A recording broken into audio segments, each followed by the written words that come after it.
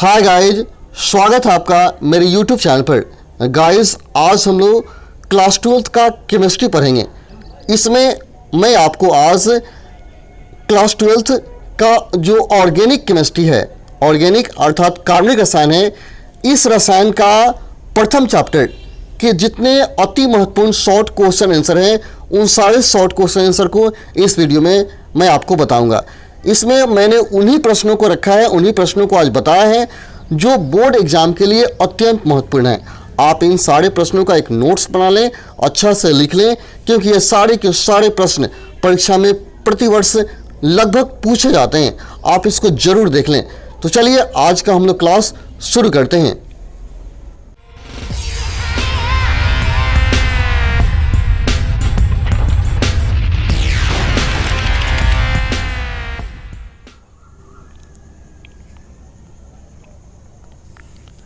सबसे पहला प्रश्न है, कारण दीजिए एल्किल हैलाइड में CX के ध्रुवीय होने पर भी यह जल में अविलय होता है। आपको बताना है यदि किसी दूसरे तत्व के साथ संयोग करके ध्रुवीय यौगिक बनाता है, फिर भी यह जल में अविलय क्यों होता है। यह काफ़ी इंपॉर्टेंट प्रश्न है। ये सारे प्रश्न परीक्षा में पूछे जाते हैं। आप इन प्रश्नों का एक नोट्स बना लें और अच्छा से याद कर जाएं, क्योंकि यह बिहार बोर्ड एग्जामिनेशन के लिए अत्यंत महत्वपूर्ण है। तो इसका आंसर होगा, ऐसा जल के साथ हाइड्रोजन आबंध बनाने की अयोग्यता एवं जल में उपस्थित हाइड्रोजन आबंध ना तोड़ पाने के कारण होता है। यानी मेन रीजन है कि क्या करता है, जल के साथ हाइड्रोजन आबंध नहीं बना पाता है तथा यह जल के हाइड्रोजन बंधन को नहीं तोड़ पाता है। इसी वजह से यह जल में अविलय होता है। तो साफ जाहिर है, आप याद कर लें कि वही यौगिक जल में घुलता है जो जल के साथ हाइड्रोजन बंधन बना पाता है या जल के हाइड्रोजन बंधन को तोड़ पाता है। लेकिन यहाँ CX जो ध्रुवीय यौगिक है, यह जल के हाइड्रोजन बंधन को नहीं तोड़ पाता है और उसमें नहीं घुल पाता है, अर्थात यह अविलय है, जो कि काफ़ी इंपॉर्टेंट है। इसको याद रखेंगे। अगला क्वेश्चन है, ध्रुवण घूर्णक पदार्थ से क्या तात्पर्य है। आपको बताना है कि ध्रुवण घूर्णक पदार्थ किसे कहा जाता है। यह भी परीक्षा में पूछा जाने वाला क्वेश्चन है। तो आंसर होगा, वह पदार्थ जो समतल ध्रुवित प्रकाश के तल को एक निश्चित कोण तक घुमाने की प्रवृत्ति रखता है, ध्रुवण घूर्णक पदार्थ कहलाता है। फिर से आंसर सुनिए, वह पदार्थ जो समतल ध्रुवित प्रकाश के तल को एक निश्चित कोण तक घुमाने की प्रवृत्ति रखता है, ध्रुवण घूर्णक पदार्थ कहलाता है। काफ़ी इंपॉर्टेंट क्वेश्चन। अगला क्वेश्चन है, ध्यान से देखिए, असममित कार्बन परमाणु किसे कहते हैं। आपको बताना है असममित कार्बन परमाणु क्या है। तो इसका आंसर हो जाएगा, वह कार्बन परमाणु, देखिए ध्यान से मैंने लिखा है यहाँ, वह कार्बन परमाणु जिसकी चारों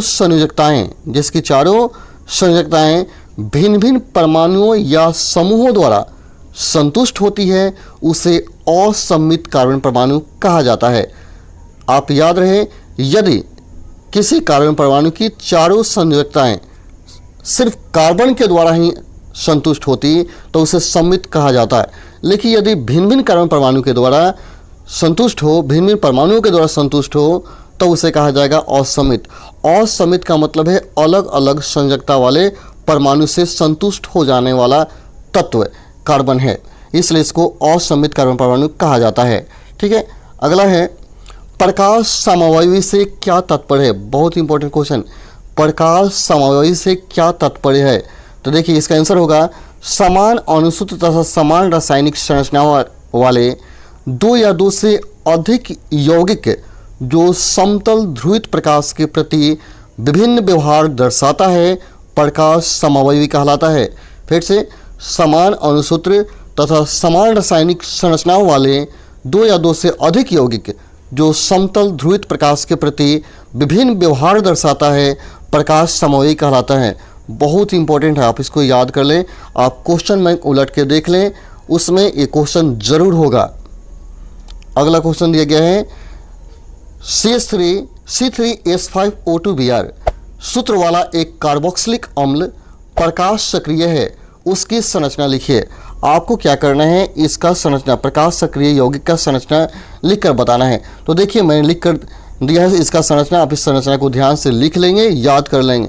इसका संरचना है CH3 bond CH bond COOH CH के साथ ही Br मिला है। आप संरचना बनाते समय ध्यान रखेंगे कि जहाँ C हो उसका 4 बॉन्ड पूरा हो जाना चाहिए, ठीक है। O हो तो O का 2 बॉन्ड पूरा हो जाना चाहिए। अगर N है तो N का 3 बॉन्ड, और हाइड्रोजन है तो उसका 1 बॉन्ड पूरा हो जाना चाहिए। इस ख्याल से आप संरचना बनाएंगे, ठीक है। अगला है, किस एल्कील हाइलाइड का घनत्व सर्वाधिक होता है और क्यों? किस एल्कील हाइलाइड का घनत्व सबसे अधिक होता है और क्यों, आपको ये बताना है। आंसर होगा CH3L यानी मेथिल आयोडाइड, इसको बोलेंगे मेथिल आयोडाइड का घनत्व सबसे अधिक होता है। ऐसा इसलिए होता है क्योंकि इसमें कार्बन की संख्या न्यूनतम है और यह सबसे भारी हाइड्रोजन है, यानी यह सबसे भारी है और इसमें कार्बन की संख्या कम है, इसी कारण से इसका घनत्व सबसे ज़्यादा होता है, ठीक है। अगला क्वेश्चन, निम्नलिखित को क्वथनांक के बढ़ते क्रम में व्यवस्थित कीजिए। देखिए यहाँ कुछ यौगिक दिए गए हैं, इसको बढ़ते हुए क्वथनांक के क्रम में सजाना है। तो देखिए मैंने सजा दिया है। सबसे कम क्वथनांक होता है CH3 बॉन्ड्स होल 3 CBr का सबसे कम क्वथनांक है, इससे ज़्यादा इसका क्वथनांक होता है और सबसे ज़्यादा इसका क्वथनांक है। तो मैंने सजा दिया है, आप इसको याद कर लेंगे, देख लेंगे और अपने नोटबुक में अच्छा से लिख लेंगे, क्योंकि सारे प्रश्न अत्यंत महत्वपूर्ण हैं। अगला क्वेश्चन है, कारण दीजिए एल्कील हैलाइड एरिल हैलाइड से श्रेष्ठ विलायक होता है। फिर से कारण दीजिए एल्कील हैलाइड एरिल हैलाइड से श्रेष्ठ विलायक होता है। तो आंसर होगा, देखिए हैलो एल्केन में CX आबंध हैलो एरिनो से अधिक ध्रुवीय होता है। CX आबंध की ध्रुवता के कारण ही एल्कील हैलाइड एरिल हैलाइड से श्रेष्ठ विलायक है। यह ध्रुवता होने के कारण ही क्या होता है, इसको श्रेष्ठ विलायक कहा जाता है, ठीक है। अगला है, कारण दीजिए उद्योगों में प्रयुक्त विलायक हैलो एल्केन ब्रोमो यौगिक के विपरीत क्लोरो यौगिक होता है। फिर से देखिए, कारण दीजिए उद्योगों में प्रयुक्त विलायक हेलो एल्केन ब्रोमो यौगिक के विपरीत क्लोरो यौगिक होता है। तो देखिए कहें क्लोरो ब्रोमीन की तुलना में क्लोरीन ब्रोमीन की तुलना में अधिक ऋण विद्युतीय होता है, और ऋण विद्युतीय होने के कारण एल्कील क्लोराइड में C बॉन्ड Cl आबंध एल्कील ब्रोमाइड में CBr आबंध से अधिक ध्रुवीय होता है। आबंध की उच्च ध्रुवता के कारण ही क्लोरो एल्केन ब्रोमो एल्केन की तुलना में श्रेष्ठ विलायक होता है। ध्यान से देखिए, फिर से क्लोरीन जो है ब्रोमीन की तुलना में अधिक विद्युत ऋणात्मक होता है, इसी कारण एल्कील क्लोराइड में CCl आबंध एल्कील ब्रोमाइड में CBr आबंध से अधिक ध्रुवीय होता है। आबंध की उच्च ध्रुवता के कारण ही क्लोरो एल्केन ब्रोमो एल्केन की तुलना में श्रेष्ठ विलायक होता है। जो ज़्यादा ध्रुवीय होता है वो ज़्यादा विलेय होता है, ठीक है। अगला है, किन परिस्थितियों में 2-मेथिल प्रोपीन को हाइड्रोजन ब्रोमाइड द्वारा आइसोब्यूटिल ब्रोमाइड में परिवर्तित किया जा सकता है।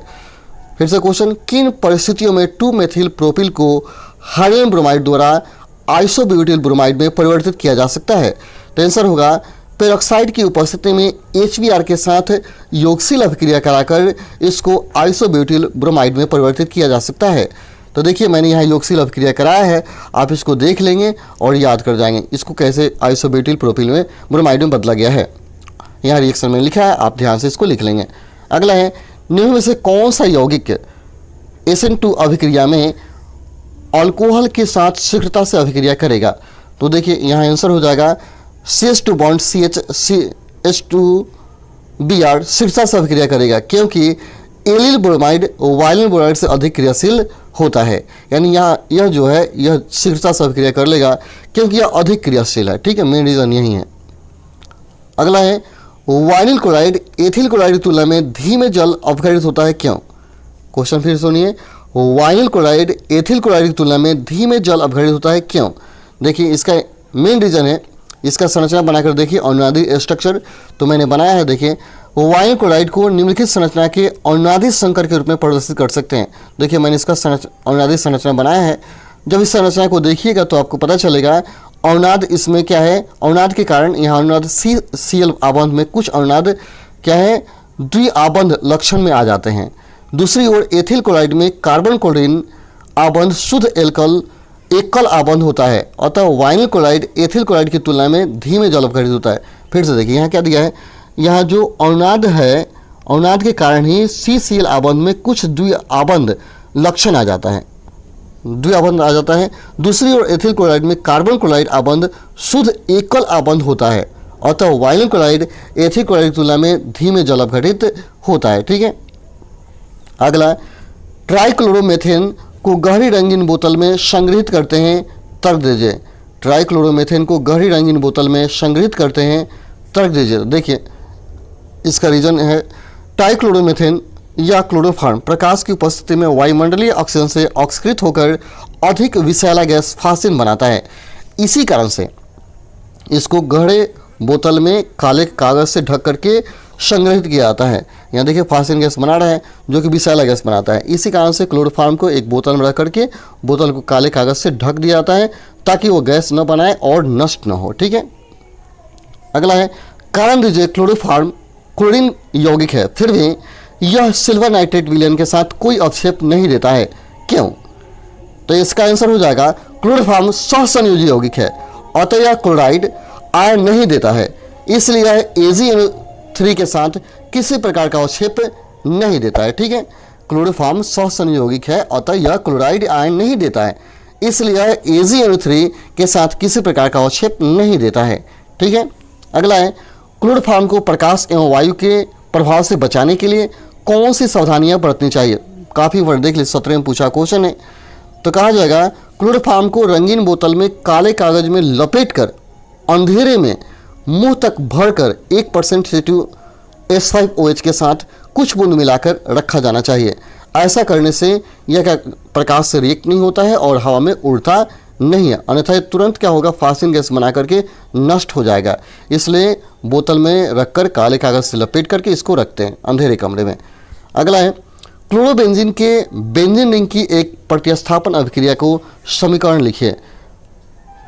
तो यहाँ क्या करना है, क्लोरोबेंजीन का जो बेंजीन के रिंग का एक प्रतिस्थापन अभिक्रिया उसका रिएक्शन लिखना है। देखिए मैंने यहाँ लिखा है रिएक्शन, आप ध्यान से देख लेंगे। क्लोरोबेंजीन जब नाइट्रिक अम्ल से क्या करता है, अभिक्रिया करता है तो पी नाइट्रोक्लोरोबेंजीन बनाता है, पी नाइट्रोक्लोरोबेंजीन बनाता है, उसका रिएक्शन मैंने लिखा है जिससे प्रतिस्थापन अभिक्रिया होता है। ठीक है, अगला है कौन सा रसायन ओजोन परत को क्षति पहुंचाता है? ये तो आप बहुत पहले जानते हैं कि CFC के कारण ओजोन परत नष्ट हो रहा है, क्लोरोफ्लोरोकार्बन के कारण। वही क्लोरोफ्लोरोकार्बन है फ्रियोन बनाता है और यही फ्रियोन क्या करता है, आपकी ओजोन परत को नष्ट करता है। तो चलिए आज हम लोग इतना ही रहने देते हैं, फिर मिलते हैं अगले वीडियो में। गाइस, एक अति महत्वपूर्ण सूचना आपको मैं देना चाहूँगा, आप इस चैनल पर बने रहें क्योंकि इसके माध्यम से मैं आपको गेस क्वेश्चन देने वाला हूं। यदि आप उन सारे गेस क्वेश्चन को अच्छा से याद कर जाते हैं, देख लेते हैं, तो मैं वादा करता हूं कि उस प्रश्न को पढ़कर आप 80+ जरूर मार्क्स मंगा सकते हैं। चलिए तो आज के लिए इतना ही, फिर मिलते हैं हम लोग अगले वीडियो में। तब तक के लिए धन्यवाद। जय हिंद, जय भारत।